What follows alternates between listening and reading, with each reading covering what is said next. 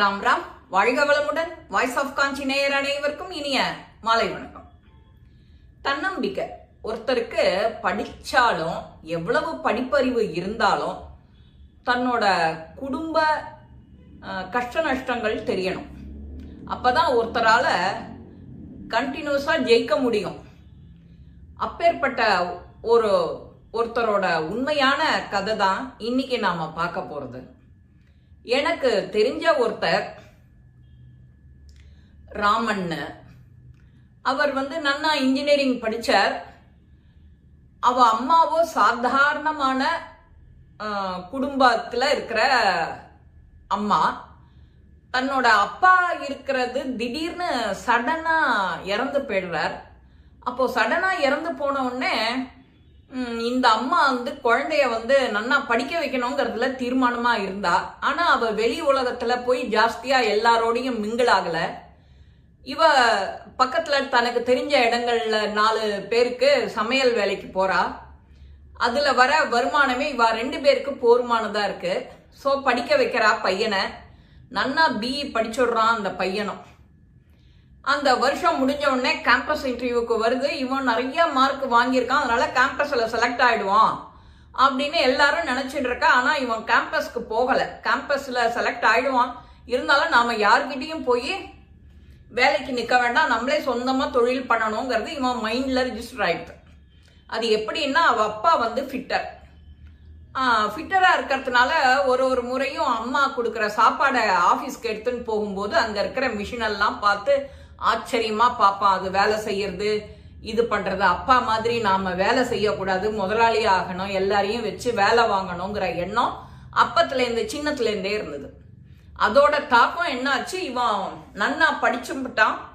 படிச்சதுனால நல்ல mark score பண்ணான். ஆனா சரியான வாய்ப்பு கிடைக்கல. எல்லாரும் காஷன் டெபாசிட் மாதிரி கேட்கறா, செக்யூரிட்டி டெபாசிட் கேட்கறா பேங்க் லோனுக்கு. இந்த மாதிரி அவனால அடுத்த ஸ்டெப் எடுத்து வைக்க முடியல.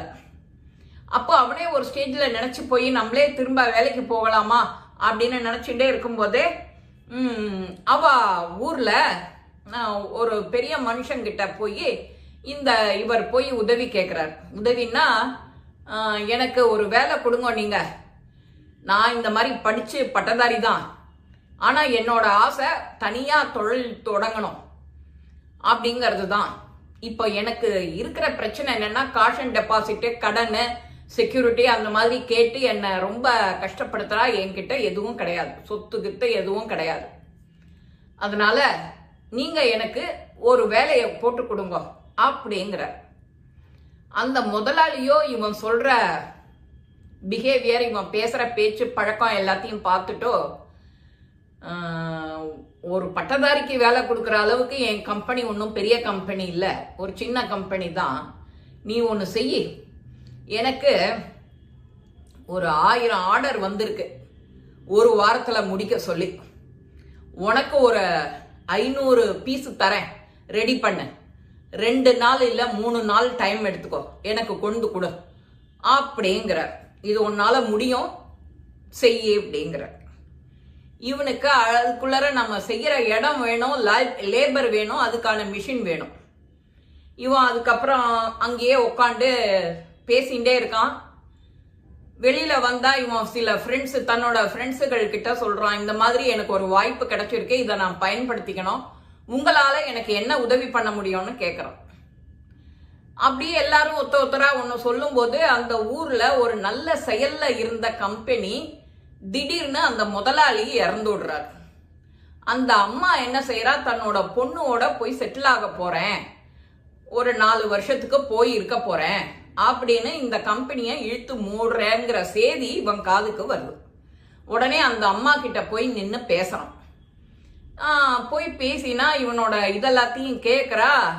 இவன் அம்மா இருக்கா இல்லையா, இவனோட அம்மா அந்த வீட்டுல சமையல் வேலை பார்த்துருந்துருக்கா.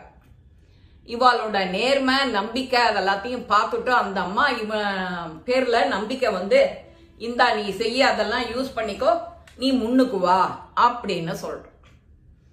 இந்த பையனும் அதெல்லாத்தையும் நம்பி அந்த ஆர்டரை எடுத்து முடிச்சு கொண்டே கொடுத்து பேரும் வாங்கிடுறான். அடுத்து சின்ன சின்னதா அதே கம்பெனியில எல்லா மிஷினையும் வச்சு வேலை ஆள்களெல்லாம் வச்சு எங்கேயும் போகாதீங்க, நம்மளே பண்ணுவோம், இதை உங்களோட சப்போர்ட் எனக்கு வேணும், நான் உங்களை கைட் பண்றேன் அப்படின்னு சொல்லிட்டு போயின்னு இருக்கான். ஒரு தரத்துக்கு அப்படியே பெரிய ஆளா ஆயிடுறோம். அப்ப பெரிய ஆளா ஆறான், காரை கீரை வாங்குறான். அந்த அம்மாவும் அப்பதான் 4 வருஷம் இருந்துட்டு வரா. கம்பெனி நல்லா நடக்கிறத பத்தி அந்த அம்மாவுக்கும் சந்தோஷம். அந்த அம்மா தான் ஏற்கனவே கம்பெனி நடத்துறதுக்கு பணமும் கொடுத்துட்டு போயிருக்கா. இவன் எல்லா கணக்கையும் எழுதி வச்சுட்டு அந்த அம்மாவுக்கு செட்டில் பண்றான். இந்த அம்மா இது வரைக்கும் நீ கொடுத்த பணங்கணும் எல்லாம் இந்தா புடி அப்படின்னு சொல்றான். இவனோட நேர்மையை பார்த்துட்டு ரொம்ப அசந்து போய் என்னோட கம்பெனியை வித்துள்ளான்னு முடிவு பண்றேன், நீயே ஒரு வேலை போட்டு எடுத்துக்கோன்னு சொல்றா. இவனுக்கு ரொம்ப சந்தோஷமாயிடுறது. அதுல இருந்து அந்த அம்மாக்கு காசையும் கொடுத்துட்டு நாம வாங்கின இந்த கார்ல தான் எந்த ஒரு கம்பெனிக்கு ஆர்டர் வாங்குறதா இருந்தாலும் அந்த கார்ல பயணிச்சுட்டு போவோம். இவனுக்கு அந்த கார்ல ஏறும் போதெல்லாம் கார் ஒரு உயிருள்ள ஒரு பொருள் மாதிரியே இவன் அதுங்கிட்ட பேசுறது. இன்னைக்கு நம்ம 2 பேரும் காஞ்சிபுரம் போறோம், அங்க ஒரு 4 பேரை பாக்குறோம், மத்தியானம் உனக்கு ரெஸ்ட், திரும்ப சாயங்காலம் அந்த மீட்டிங் முடிஞ்ச உடனே சாப்பிட்டுட்டு திரும்ப வந்துடுறோம் வீட்டுக்கு. அந்த கார் கூட இவன் பேசுறது, அந்த பாண்டிங், அவனுக்கும் அந்த காருக்கும் இருக்கிற பாண்டிங் ரொம்ப ஜாஸ்தியாருது நாளுக்கு நாள்.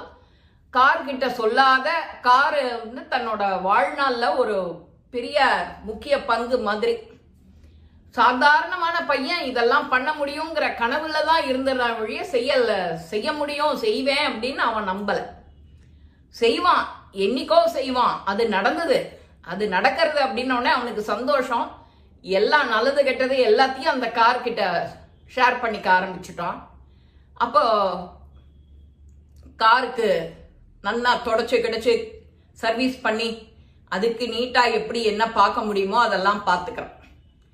இப்பேற்பட்ட அந்த ராமன்கிறவர் இன்னைக்கு தலை நிமிர்ந்து நிற்கிறார். பெரிய பெரிய கம்பெனிக்கெல்லாம் போய் சர்வ சகஜமா உள்ளர போய் உட்காந்து பேசி தனக்கான சின்ன ஆர்டரோ பெரிய ஆர்டரோ அவ மனசு கோணக்கூடாது. நம்மளுடைய தரம், நம்பிக்கை, நாணயம், நேர்மை, இதுதான் அவருடைய தாற்பயமா இருந்தது. அந்த குறிக்கோள்ல இருந்து துளி கூட கீழே நழுவாம அதுல அவர் ஜெயிச்சுண்டு வரார். ஜெயிச்சுண்டு வந்தா அவ குடும்பம் அடுத்த லெவலுக்கு போறது. இந்த மாதிரி தானம் தர்மம் யார் எப்ப செஞ்சதோ இவனோட நேர்மை, நம்பிக்கை, அந்த பழைய முதலாளி அம்மா இவனை நம்பினது எல்லாம் அதை கை தூக்கி விட இவன் ஜெகஜோதியா இருக்கான். நாமளும் இந்த ராமன் மாதிரி நம்மளுடைய குறிக்கோள்ல இருந்து துளி கூட கீழே இறங்காத, அதே சமயம் நேர்மை, நம்பிக்கை, நாணயம், இது 3 இருந்துட்டுனா நீ எதை வேணா ஜெயிக்கலாம் அப்படிங்கிறதுக்கு ரொம்ப ரொம்ப முக்கியமான இந்த உண்மை சம்பவம். யாருமே நம்மளை பார்த்து இந்தா நீ செய், உன்னால முடியும் அப்படின்னு ஒரு வார்த்தை சொன்னா நமக்கு எவ்வளவு உந்துதலா இருக்கும். அந்த மாதிரி மோட்டிவேஷனா நாம எல்லாருக்கும் சொல்லணும்.